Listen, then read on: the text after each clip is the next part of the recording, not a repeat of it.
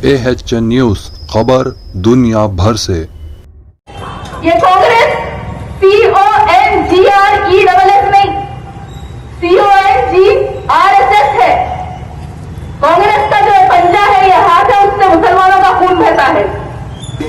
जनाब सैयदा फलक साहबा ये इंटरनेशनल खिलाड़ी भी है और इसी मकाम पे रहते हैं।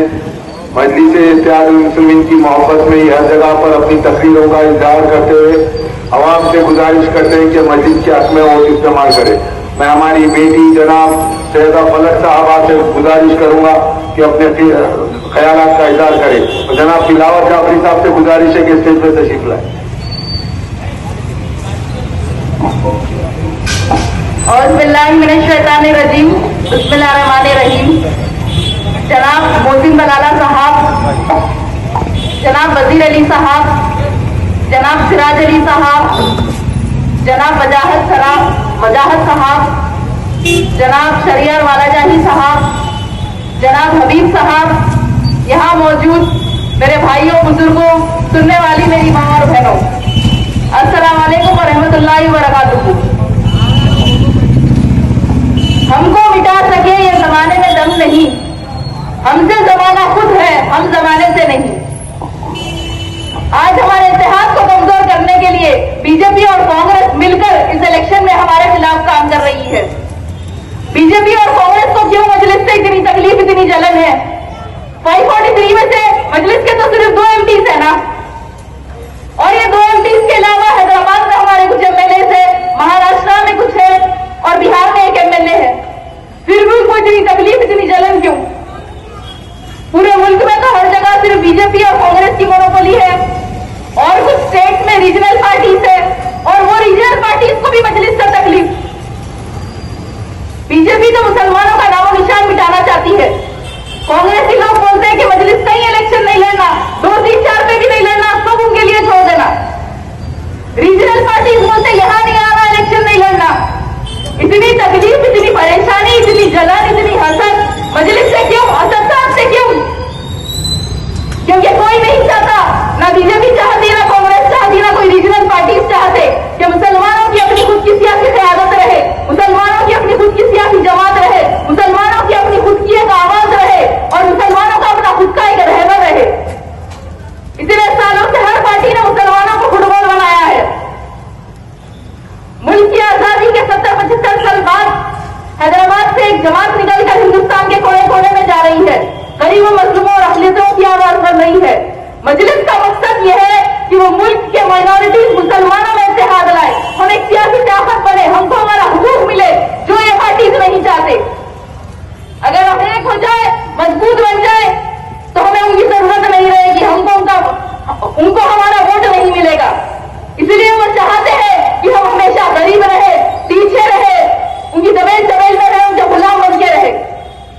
और शुरुआत से ही कोई नहीं चाहता था कि मुसलमानों की अपनी खुद की एक सियासी जमात रहे, क्योंकि आज से 65 साल पहले जब फखरे मिल्लत अब्दुल वाहिद ओवैसी ने मजलिस इत्तेहादुल मुस्लिमीन का आगाज किया था, तो 11 महीने उनको जेल में डाल दिया गया।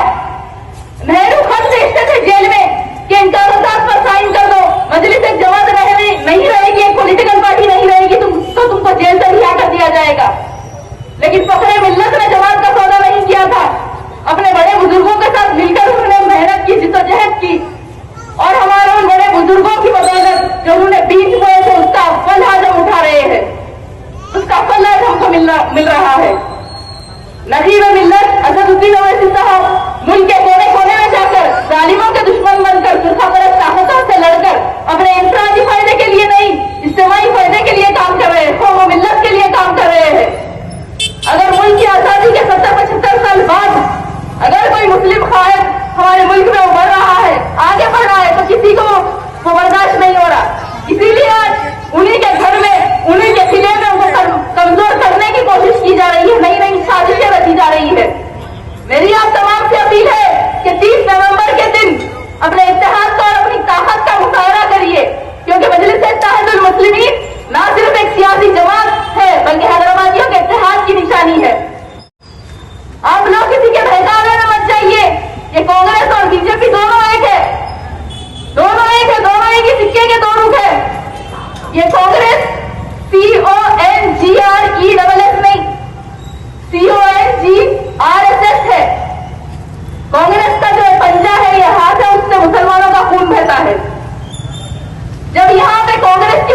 थी आंध्र प्रदेश में, तब फसादात होते थे, मुसलमानों को जेल में डाला जाता था, मुसलमानों का कत्लेआम होता था। चिन्ना रेड्डी के दौर में क्या कुछ मुसलमानों पर जुल्म नहीं हुआ? बाबरी मस्जिद की शहादत जिस दौर में हुई, कांग्रेस के वो लीडर नरसिम्हा राव जब आंध्र प्रदेश के चीफ मिनिस्टर थे तो मुसलमानों के ऊपर क्या कुछ जुल्म नहीं होता था? उन्होंने कहा था कि मुसलमानों के कानों में शीश भर दो। हर थोड़े दिन यहाँ कर्फ्यू रहता था, ओपन पुलिस फायरिंग होती थी, मुसलमानों पर लाठीचार्ज होता था। 1990 में, 91, 92, 98, 2007, 2010, 2012 में यहाँ पे कर्फ्यू था।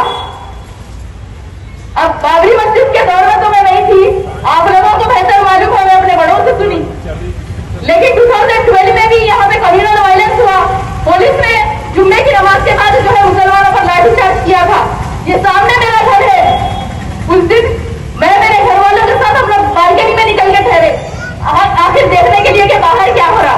वो दीवानतोड़ी की कमान के बाहर से पुलिस वाले हमारे घर पे निशाना टाक के टीयर गैस फेंके, आजू बाजू छोड़े। कितनी की देर तक हम लोग नहीं समझ सके हम लोग करें क्या थे, सिर्फ बालकनी में निकल के ठहरे देखने के लिए क्या हो रहा। तो ये कुछ होता था कांग्रेस जब थी उस दौर में। और जो मौजूदा कांग्रेस के सदर है आरएसएस अन्ना, वो मोदी जी की बोली बोल रहे। कुछ दिन पहले बोले हम रजाकार है, शेरवानी साड़ी टोपी पे गए। सदर साहब बोले थे देखो इन्हें अपने लिबास पे जा रहा। फिर 2-4 दिन पहले एक हमारे मुसलमान भाई गए, टोपी पहन के उनको टोपे पहनाए, तो टोपी निकाल के फेंक दिया, उनको ढकल दिए। तो ये कांग्रेस और बीजेपी वालों की मुसलमानों से इतनी नफरत है। मेरी आप तमाम से अपील है कि अपने शहर हैदराबाद के अमन के लिए, यहाँ की तरक्की के लिए मजलिस को वोट दीजिए। आज के बेहतर मुस्तकबिल के लिए मजलिस को वोट दीजिए। मजलिस काम की बुनियाद पे अवाम के वोट लेती है। मजलिस का काम ये मजलिस की पहचान है। मजलिस की रहनुमाई में यहाँ पे कई तरक्याती काम हुए हैं और आगे भी इंशाअल्लाह ये कामों का सिलसिला जारी रहेगा। आपके हल्के के उम्मीदवार जुल्फिकार अली साहब मजलिस इत्तेहादुल मुस्लिमीन के बहुत ही तजुर्बेकार सिपाही है। सदर साहब ने बोला था कि उनके इंतखाबात की शुरुआत जो है बमों से हुई, तो इंशाअल्लाह चारमीनार में धूम धूम रहेगी। बस आप लोग यहाँ का पोलिंग परसेंटेज बढ़ाइए। और यहाँ का पोलिंग परसेंटेज बढ़ना इसलिए जरूरी है क्योंकि इस हल्के में हमारा मुकाबला बीजेपी से है, तो हमें उनको मुंहतोड़ जवाब देना है। वोट डालना आपकी ताकत है, अपनी ताकत का इस्तेमाल करके आपकी अपनी इस जमात को मजबूत करिए। भारी अक्सरियत से जुल्फिकार अली साहब को मुंतखब करिए। ना हाथ ना कमल। 30 नवंबर के दिन आसमान में सिर्फ पतंग पतंग पतंग। शुक्रिया, अस्सलाम वालेकुम। AHA न्यूज को लाइक करें, शेयर करें और सब्सक्राइब करना ना भूलें।